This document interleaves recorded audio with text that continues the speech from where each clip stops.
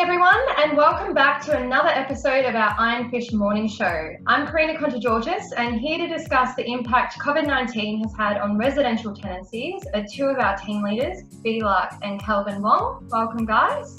Hi, Karina. How are you? Good morning, Karina. Good.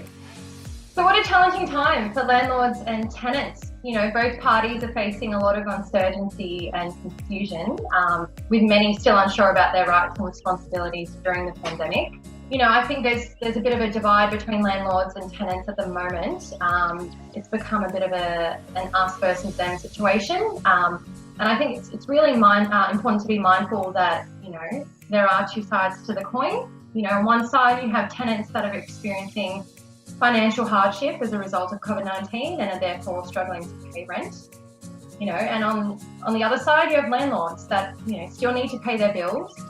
There is a common misconception that landlords are wealthy investors, which isn't always the case.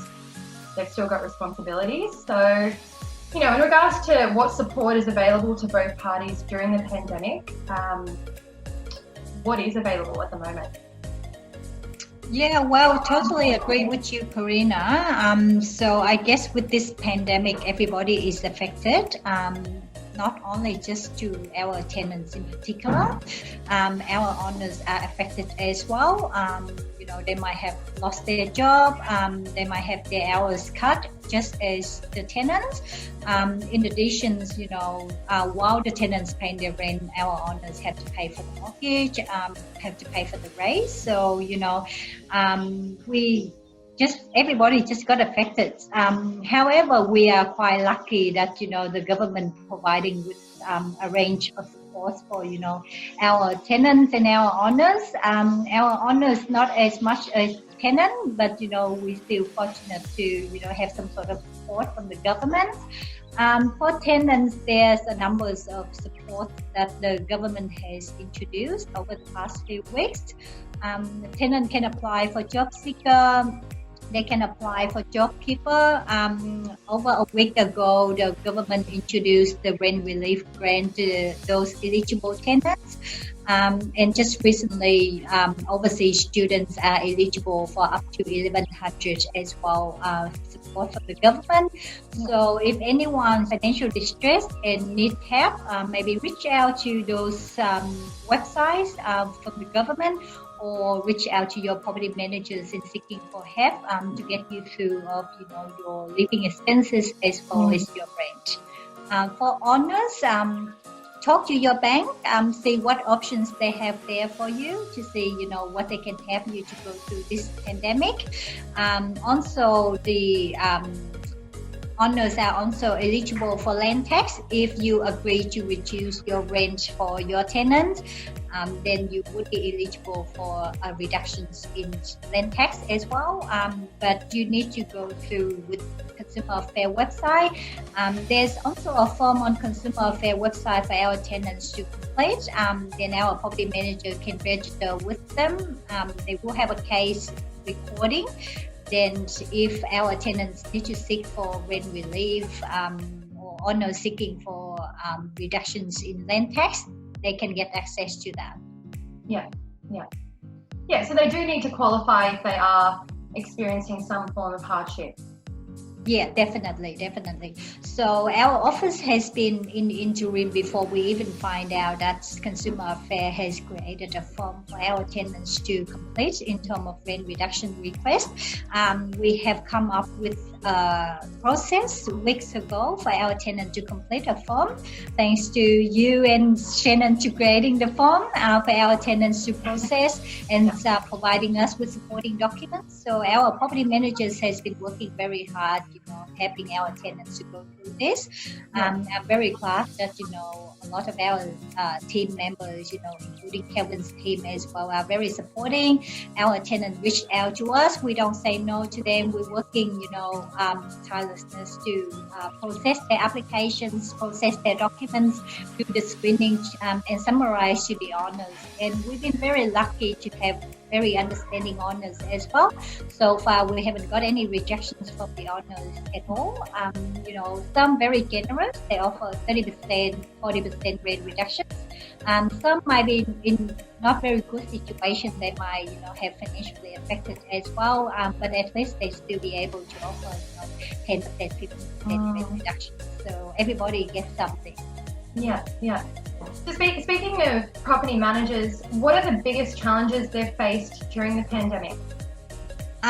There's definitely challenges for our property managers and also for leasing team. I can see they're all very busy, working constantly, for Kelvin's team, constantly on the road, communicating with prospective tenants. For property managers, sometimes working extra hours. Any tenant reached out to them, for rent reductions.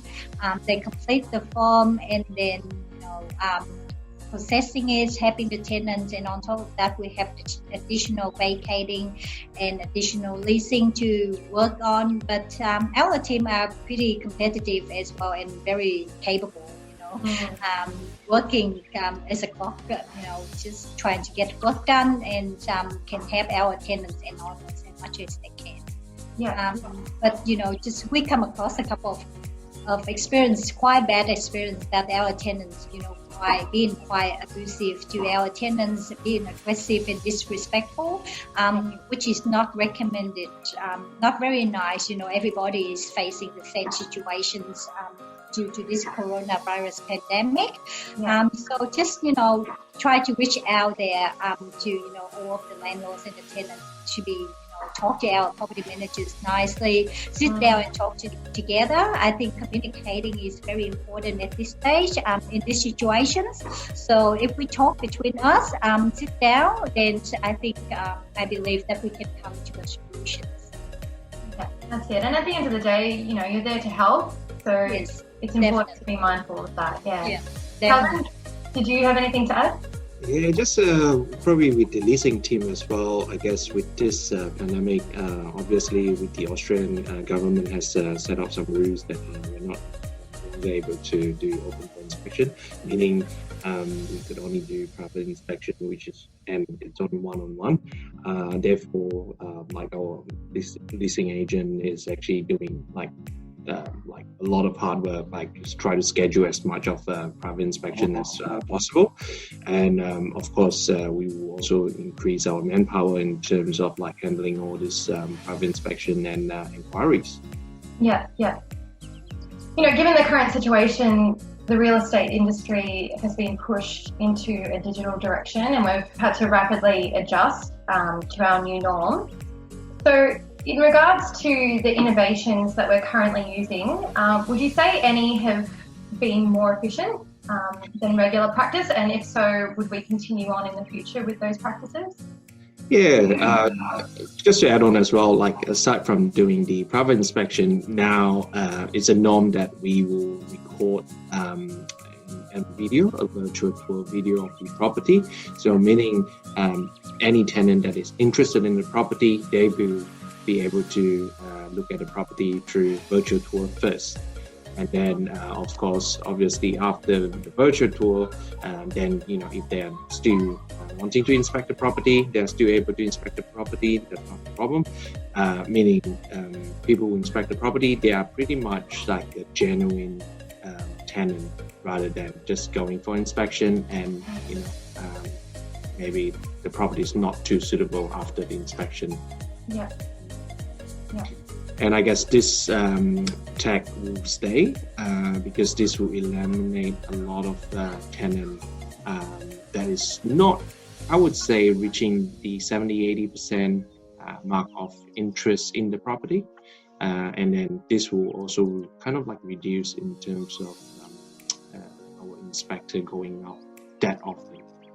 Yeah. So I guess my final question would be, do either of you have any advice for landlords and tenants moving forward? Yeah, I'd say, like I mentioned, communications is the key. So we would encourage, landlords and tenants to communicate with us. We have our property managers well equipped with, knowledge and keep themselves up to date.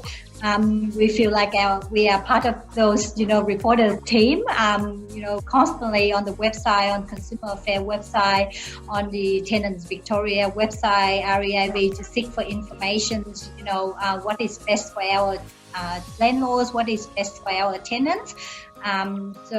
Previously, before the pandemic happened, we already got onto insurance, getting inquiries and advice from them as to how best protect our owners, to minimize their loss, and what we can do to support our tenants. So in the past few weeks, we were able to get onto it fairly quickly and respond to the situation quite quick as well.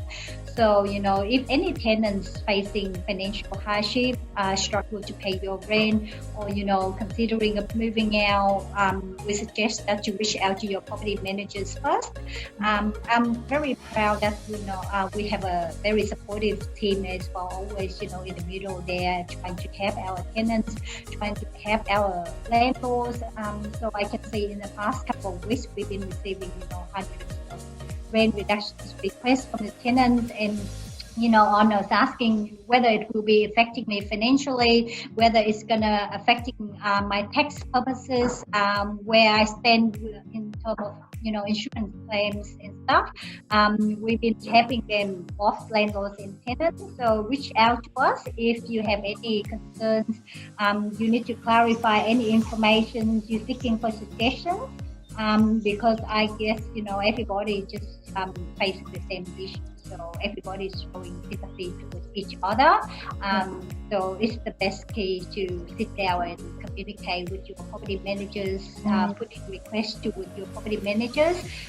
We are here to help, and we are more than happy to help. So, sometimes our tenants or landlord might take a different way that, we don't have them, but landlord might have their own situation. They might be facing financial hardship, so we're just here to pass on the message.